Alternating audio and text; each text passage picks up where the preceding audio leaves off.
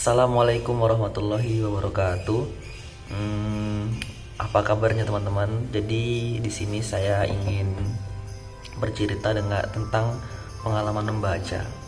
Nah, saya termasuk orang yang terlambat bisa membaca. Jadi saya pertama kali bisa membaca itu kira-kira kelas 1 SD.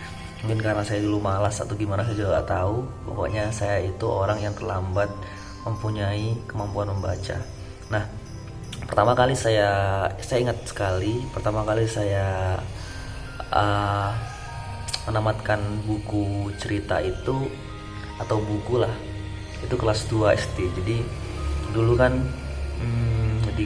di sekolah saya sekolah di SDN 016 Bukit Timah, Dumai, Riau. Nah, di sana cukup banyak buku dan perpusnya juga cukup baik, walaupun di pinggir kota, tetapi punya fasilitas buku yang memadai. Nah, buku-buku di sana itu juga buku-buku yang menurut saya amat sangat berkualitas, dari buku-buku pengetahuan. Bukunya juga banyak gambarnya, tapi juga ada juga buku yang memang full cuma tulisan, cuma cerita. Nah, saya pengen cerita tentang pengalaman membaca. Jadi kenapa saya senang membaca? Karena dari dulu itu membaca adalah pelarian. Menurut saya adalah pelarian. Jadi membaca adalah pelarian yang paling romantis. Nah, saya ingat sekali, ini juga mungkin lompat di 2010 mau 2011. Jadi saya cerita, pada saat itu keluarga saya punya pengalaman dituduh korupsi oleh sebuah lembaga. Pokoknya dituduh korupsi lah, walaupun jumlah korupsinya tidak begitu besar, saya juga nggak tahu berapa. Nah, pada saat itu keluarga saya masih ingat sekali, Umi, Abi, kita diusir, kita dilemparin batu pagi, siang, sore, malam, pokoknya hampir tiap hari itu dilemparin batu. Nah, tetapi mungkin ada yang bertanya, apakah saya trauma? Saya jawab, saya sama sekali tidak trauma. Kenapa saya nggak trauma? Karena lagi-lagi alhamdulillah ini berkat dari wasilah membaca. Nah, maka oleh sebab itu saya ingin nge-share pengalaman betapa indahnya membaca. Jadi membaca ini sebenarnya maknanya luas. Bisa kita membaca lingkungan kita, membaca juga nggak spesifik membaca buku saja ya, membaca lingkungan, membaca apa. Tapi saya di sini ingin spesifik kepada konteks membaca buku. Nah, pada saat itu saya ingat sekali, saya namatin buku novel kecil, buku seri novel seperti itu, buku novel. Nah, di sana ada salah satu buku yang merubah hidup saya, yaitu judulnya Timung yang Tabah. Timung yang Tabah, buku itu kecil, tipis, sekitar puluhan halaman saja. Saya juga nggak tahu sekarang bukunya di mana, tapi buku itu sudah banyak merubah hidup saya. Merubah gimana? Saya sih nggak berubah apa-apa sih, tapi yang pengen saya ceritakan adalah buku itu sangat berperan besar. Jadi buku itu menceritakan bahwa ada orang miskin, keluarga miskin, kemudian bapaknya itu seorang pencuri. Mereka hidup di samping rel jembatan, mereka sering digusur, rumah mereka sering dilempar batu, mereka sering diuber-uber sama Satpol PP seperti itu. Nah, penderitaan saya yang dulu dituduh korupsi itu 2010-2011 itu, saya kan sudah tamat nih, buku itu sekitar 2009.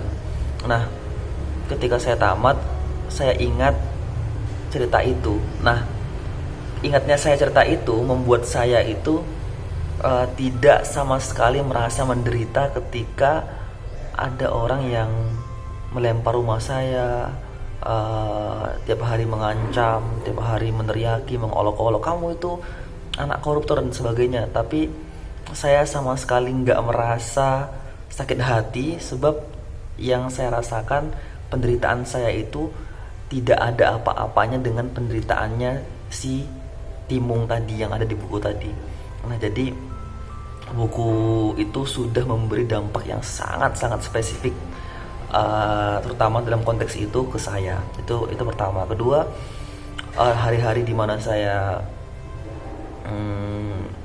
keluarga saya dilempar batu, rumah saya gentengnya bocor dan sebagainya, saya ingat sekali saya menamati 2 buku, banyak sekali buku, tapi ada banyak buku yang berkesan, semisalnya buku Sunan Bonang, kemudian buku Sunan Kalijaga yang lumayan tebal tuh habis, padahal saat itu masih SD kelas 6 atau kelas 5 seperti itu. Nah, tapi ada satu buku yang paling berkesan menurut saya adalah buku Sirah Nabawiyah, bukunya kisah Nabi Muhammad SAW. Nah, buku itu lumayan tebal, itu mungkin buku yang pada saat masa saya kecil yang paling tebal saya baca. Bukunya tebal sekitar segini, saya lupa pengarangnya siapa. Buku itu menceritakan kisah Nabi besar Muhammad SAW dari beliau sebelum beliau lahir, pasca beliau lahir, sampai beliau wafat. Nah, buku itu menceritakan bahwa begitu banyak sekali rintangan yang dihadapi oleh Rasulullah. Nah, hal itulah yang menjadikan saya terdorong sampai saat ini bahwa kalau misalnya kita ada bencana yang menimpa kita, ada masalah, ada apapun, itu nggak ada 0,00%-nya dari penderitaan yang diderita oleh Rasulullah. Tapi poin pentingnya adalah Rasulullah selalu menghadapi situasi itu dengan senyuman, situasi itu dengan kebijakan, situasi itu dengan penuh hikmah. Nah, itu yang saya pengen ceritakan kepada teman-teman, bahwa rupanya dari membaca itu kita bisa ngelihat loh bahwa pemimpin-pemimpin hebat, orang-orang yang punya dampak besar di kehidupan ini hidup dari pengalaman yang bisa kita pelajari, dan dari situ kita bisa menjadikan sesuatu. Jadi kita nggak perlu menjalani seperti Rasulullah dilempar kotoran unta, beliau diranjau pakai durian sampai berdarah-darah kaki beliau. Kita nggak perlu merasakan hal itu, tetapi kita juga bisa merasakannya walaupun tidak merasakan langsung dengan membaca tadi. Nah, jadi banyak sekali hikmah dari membaca. Jadi mulai dari sekarang ayo kita sama-sama gerakkan membaca, karena dalam membaca ada banyak kebaikan, ada banyak hikmah, ada banyak kekuatan yang kita tidak pernah sadari. Oke? Ini hari pertama saya bercerita tentang membaca.